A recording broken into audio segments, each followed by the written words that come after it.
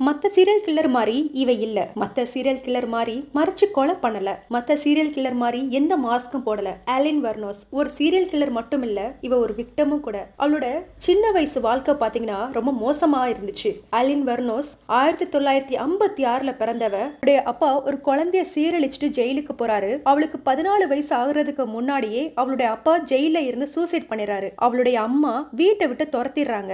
அப்புறம் அவளோட தாத்தாவோட தான் வாழ்றா. அவளோட தாத்தாவும் அவளை அபியூஸ் பண்றாங்க. அவர் ஒரு குடிகாரரும் கூட. 13 வயசுலயே அவளை ப்ராஸ்டியூஷனுக்கு அவளை விடுறாரு. 14 வயசுல அவ பிரெக்னன்ட் ஆகுறா. 15 வயசுல குழந்தையும் பெத்தெடுக்கிறா. அந்த குழந்தையோட அப்பா அவளுக்கு யாருன்னு கூட தெரியாது. அவளோட தாத்தா அந்த குழந்தைய வித்துடுறாரு. அதுக்கப்புறம் என்ன நடக்குதுன்னா, 15 வயசு ஆகிருக்கும் போதே அவளை வீட்டை விட்டு அவ தாத்தா துரத்திடுறாரு. அதுக்கப்புறம் ஹைவேல செக்ஸ் ஒர்க்கரா வேலை பார்க்கறா. நிறைய தடவை அரெஸ்ட் பண்றாங்க.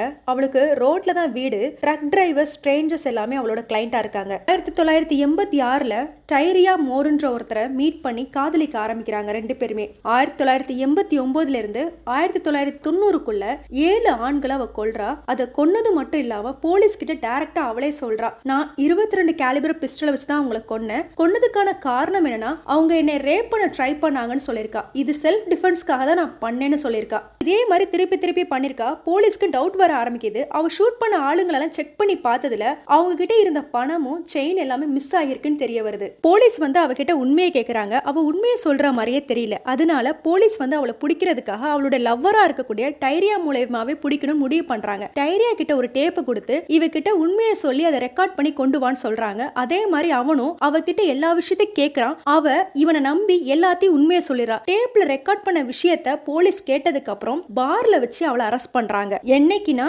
ஜனவரி 9, 1991 அப்ப. 1992 அப்ப அவளுக்கு மரண தண்டனை கொடுக்கறாங்க. போய்